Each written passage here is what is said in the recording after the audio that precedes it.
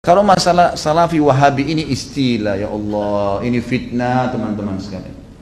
Ini fitnah. Dari mana istilah wahabi ini, dari mana istilah salafi ini? Ini fitnah. Setiap sebagian teman-teman kita yang berpegang pada sunnah Nabi SAW sering mengatakan kita kembali kepada pemahaman salaf. Pemahaman salaf maksudnya sahabat. Salaf itu orang terdahulu. Dikatakan pesantren salafiyah, pesantren yang dulu, tradisional gitu kan. Jadi itu pemahaman kembali kepada salaful ummah. Hanya itu. Begitu dikatakan kembali kepada salaf sahabat, oh ini kelompok salafi namanya. Nisbatkan. Dari mana ini penisbatan ini gitu kan? Kemudian wahabi. Apa wahabi ini? Dari mana istilah ini? Ini keluar dari mulut orang-orang yang tidak bertanggung jawab. Kalau kita lihat cirinya orang wahabi, yang dianggap wahabi orangnya berjenggot, jalankan sunnah Nabi. Kalau sholat ke masjid, istrinya pakai tutup aurat. Ya, di rumahnya jauh dari perbuatan-perbuatan dosa. Ini nih kelompok nih. Diolok-olok wahabila. Saya pernah dimasukkan dalam grup gitu kan. Saya lihat semuanya disatuin, teman-teman dari semua ormas ada, termasuk nama saya masuk di situ. Banyak, mungkin ada 80 atau 100 orang ustadz, kiai dan seterusnya. Baru saya masuk di situ saya sudah baca. Ah, ini banyak ustadz-ustadz wahabi, dimain-mainin gitu, tulisannya pakai O. Wahabilah ini. Oh, ini wahabi ini suka tolak salawat, suka tolak zikir, suka tolak doa.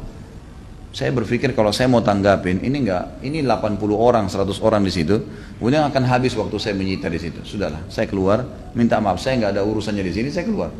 Karena yang bilang orang-orang yang pernah belajar di Saudi teman-teman benci sama zikir itu siapa? Anda yang fitnah itu. Gimana caranya? Orang yang belajar di Madinah, di Masjid Nabawi, di Mekah, zikir kepada Allah. Bahkan mereka paling banyak zikirnya kepada Allah. Mereka paling banyak zikir, tapi zikirnya pakai adab, nggak teriak-teriak, gitu kan? Nggak karang-karang. Apa yang Nabi SAW ajarin itu yang disebutin. Adab sama Allah, subhanallah, subhanallah. Dilakukan, bukan tidak dilakukan. Tapi tidak ada subhanallah, alhamdulillah. Dibayangkan main-main, Allahu, apa ini? Ini apa ini? Ini kalau zaman Umar sudah diketuk semua kepalanya nih. Ngarang-ngarang, gitu kan? Oh ini benci sama doa. Siapa yang bilang benci doa teman-teman sekalian? Antum nggak dengar tuh bagaimana Syekh Sudes berdoa sampai hampir 1 jam kalau sholat kunut. Itu dikatakan tuh pentolannya wahabi katanya.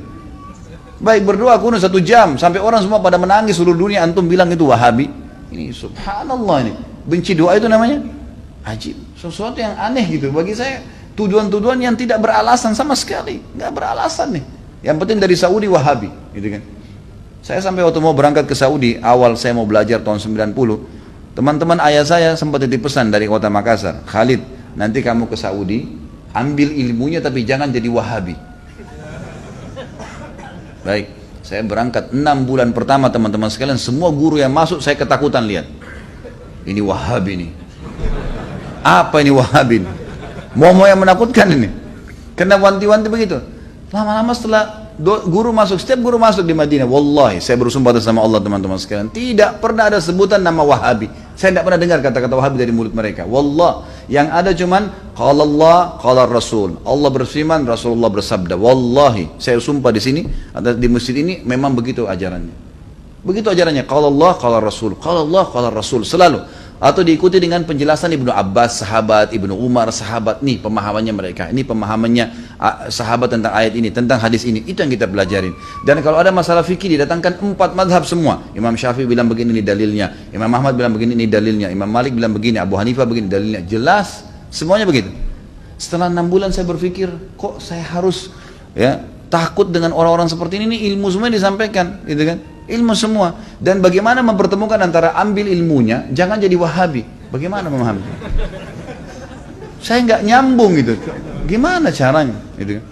Teman-teman sekalian, saya kasih jawaban secara akal sehat. Rasulullah SAW lahir di mana? Di Mekah. Ya, 13 tahun fase turunnya ayat-ayat Makkiyah di mana? Di Mekah. Baik, setelah itu Nabi SAW hijrah ke Madinah. Berapa tahun Nabi di Madinah? 10 tahun. Sampai meninggal kan? Kuburannya ada di sana. Demi Allah, Mekah sama Madinah markas Islam. Ada orang mengatakan itu markas Wahabi, markas ini tempat Nabimu lahir dan mati. Kok gimana sih? Lalu dikatakan itu ajarannya tidak benar, yang sesat. Padahal kalau kita duduk di majelisnya ulama, Ini Rasulullah bersabda, ayat Al-Quran dalam surah ini, selalu itu. Silakan saya tantang siapapun teman-teman sekalian, bukan tantang. Saya ajak anda kalau lagi umroh, yang mengatakan Wahabi, tolong anda datang ke Masjid Nabawi, Masjid Haram Mekah, duduk di majelisnya salah satu ulama situ, coba dengarin apa yang mereka bilang.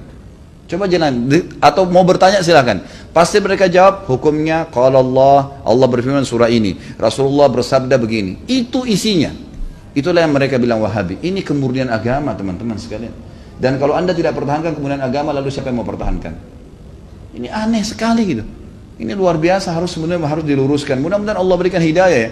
Banyak orang Islam yang tidak faham, ya, dia kukunya masih panjang, sholatnya masih Senin Kamis, ikut-ikutan Wahabi juga. Bukannya belajar, bukannya nanya, malah ikut-ikutan. Ini fitnah di tengah-tengah kaum muslimin. Kata Nabi SAW, Yahudi terpecah 71 golongan, Nasrani 72, umatku 73, semuanya di neraka. Mampir neraka dulu, nanti masuk surga iya. Kecuali satu, nggak pakai lewat neraka masuk surga. Kata para sahabat sudah tanya, siapa itu ya Rasulullah? Apa kata Nabi? Yang berpegang pada sunnahku dan sahabatku. Nah ini yang selalu ditunjuk Salafi, Wahabi, ini yang selalu berkata Rasulullah bersahabat. Ini orang yang berpegang pada kemudian Islam. Teman-teman sekalian, berhenti dalam masalah istilah-istilah seperti ini. Ini bahaya, memperpecah umat dan macam-macam. Saya lihat beberapa di cuplikan YouTube saya, ada kata-kata di bawah. Oh ini pentolannya Wahabi nih. Ah ini mungkin ISIS nih. Nah ini mungkin ini nih. Ah ini mungkin ini nih. Padahal orang itu tidak kenal saya. Bagaimana pertanggungjawaban dia hari kiamat di depan Allah? Coba nuduh saya. Bisa ketemu sama saya minta maaf nggak? Kalau nggak ketemu, gimana coba? Saya bisa maafin, tapi dalam hukum Islam, kalau seseorang memfitnah saudaranya Muslim, menuduh sesuatu yang dia tidak punya ilmu, kan itu. Sudah dimaafin pun pada orang yang melakukan, orang-orang yang sedang difitnah, tetap hukum syar'i dia harus minta maaf. Kalau tidak, saya dapat pahala karena memaafkan, dia tetap dihukum sama Allah karena masih belum minta maaf. Variabelnya begitu kan, hukumnya begitu. Orang mencuri, kemudian dia tidak kembalikan haknya orang, tetap dihukum, nggak bisa.